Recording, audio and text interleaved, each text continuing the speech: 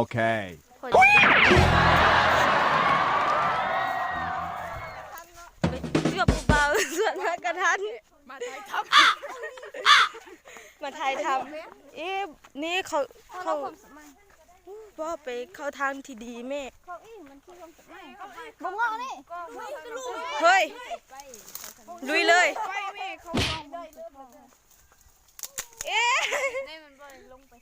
นี่ลงไปทางนั้นแล้วก็ไปอีบุกตะลุยเขาเลยเจ้าของเขาบอกให้เข้าทางดีบอกเข้าไปเข้าทางนี้อีกไปไทยทำขอเข้ามาไทยทำน้ำเจ้าของ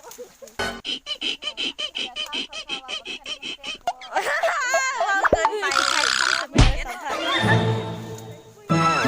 มีบอลว่าจะได้นึงคิดจักโอ้ยบางเดือนมันบออันเด็ดบสุกเนี่ยสุดปิดจะได้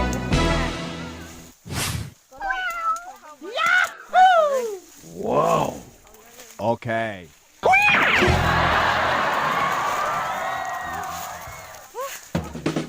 เข้าได้ให้คนว่าให้เจ้าของเขา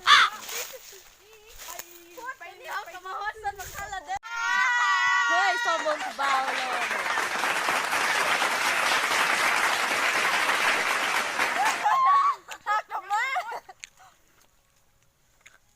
ว่าดีไหมเจ้าของลูก2,000 3ลูก5,000ว่าพูดกับบ่สร้างขายแล้วเขาบ่สร้างขายเต้ได้เบี้ยกูคนแล้วโอ้เอามือสั่งประมาณมันกันได้เขากะเขาได้เลือ2,000 3,000 5,000บ่ขายปิดกินอิ่มแล้วกลับได้สั่นผู้บ่าวความลายผู้บ่าวความลายได้มาลูก2,000กับ3ลูก5,000เนาะ5,000ก็ได้เยอะเข้ามานี่ก็แม่นบุญสุดแล้วโอ้สุดปากไรเราทำเจ้าโคกไอ้หมูไทยเดี๋ยวนี้เราอยู่บอนต้นมากกระทันไปซื้อมากระทันเก็บผักแล้วไปซื้อมากระทันแต่ว่ามันหวานเนาะแล้วก็ส้มมันจางเลยมีเลยหวานในส้มเลยจางผู้บ่าว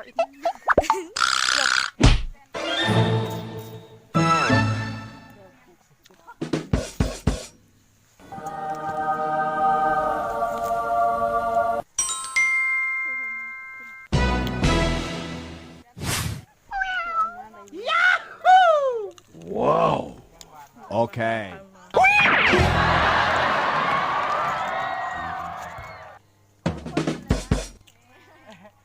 เพื่อแตกสะเลยไปเอาไปปิดมากระทันไปปิดมากระทันเอาทงมาเลย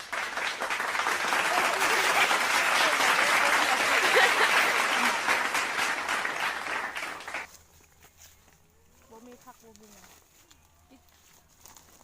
ว่าเห็นมันนี่นะเขาซื้อว่าอันนี้มันราดยังบ่ปิดเจ้าของเอาปิดให้บางทีจีบานหูเต็มไม่บาน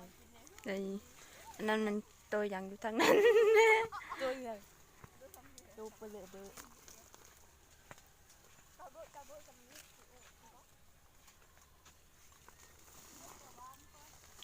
อาทุ่ง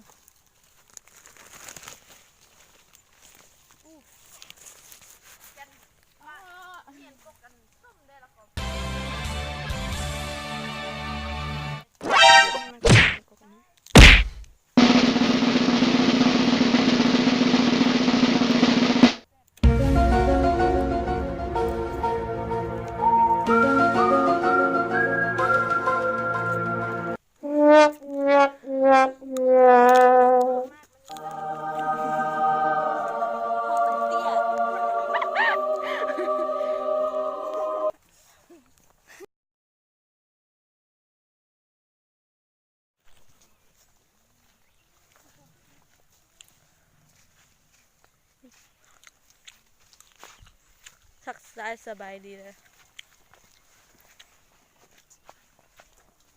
ถ้ามันสุกอีกนึงแม่มันหวานเนาะมาก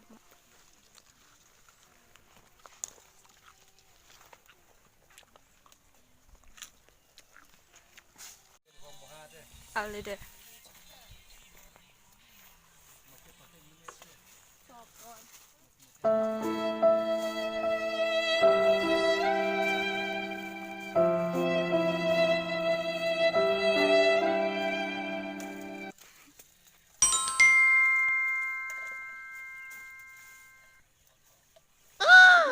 จะพากันออกไปที่เมือง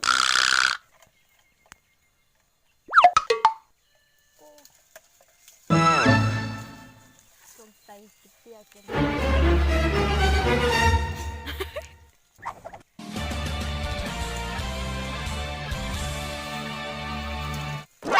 แต่เจริญ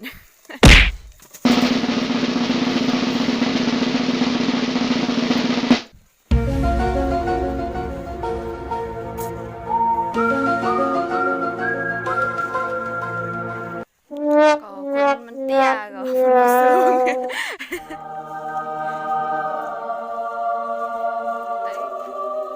เอาตกอีกเอาดิเก็บเลยไอ้บุกเขา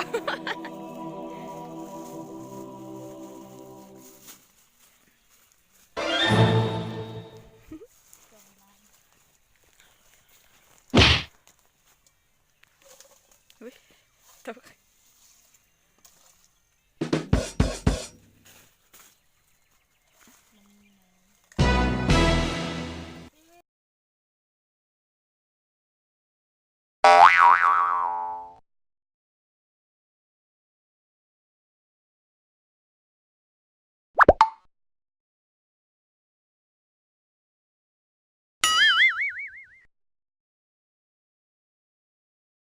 ให้ละเต้ไปต่อ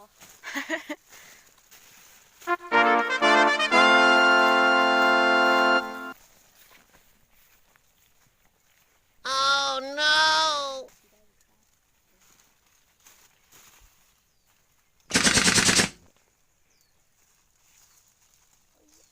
Wow. Monster kill. Kill. Kill. Kill.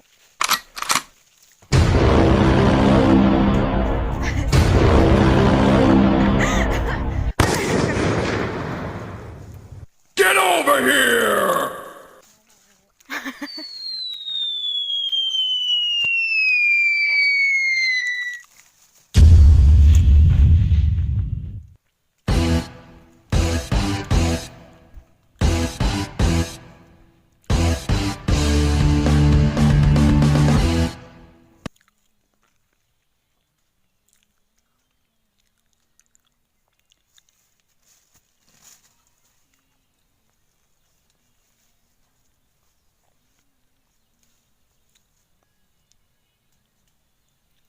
เรือแล้วเลยพูดเจ้าของเขาบ่ปิดให้ดูปิดเอง ปิดได้ซ้ำแต่เอาซ้ำนั้นเลย อ๋ออายุ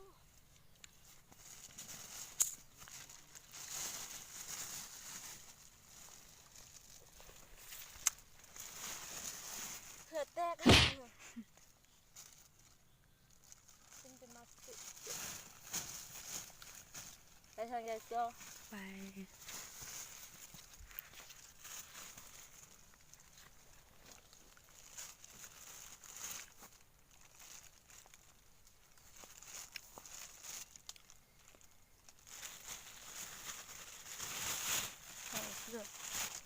ไป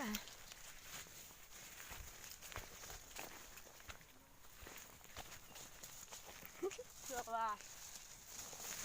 เขาจะเอาไปวางไหน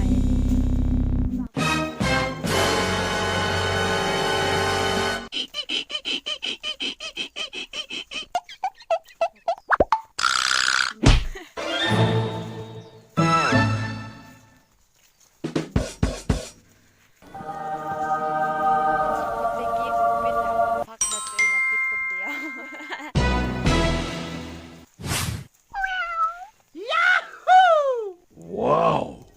Okay. มันเห็นเลย เพื่อความบันเทิง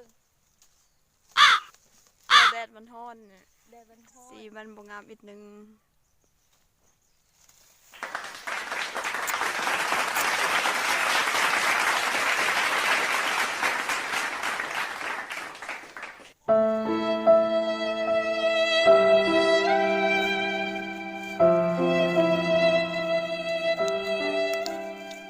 สะออ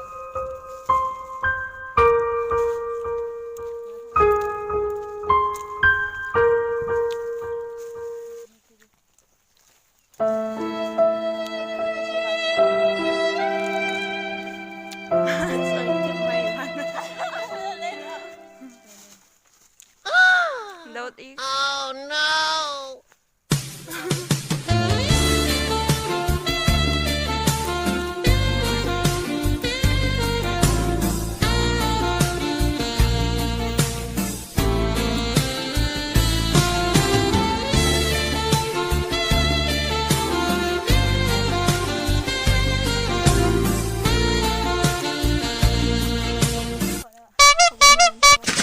จ้าไปเป็นมากแต่เก็บหมดแล้วคลิปนี้ก็สิหมดเพียงเท่านี้ ขอฝากให้ทุกคนเข้าไปติดตามกดไลค์กดแชร์กดกระดิ่งกด Subscribe เด้อบ๊ายบาย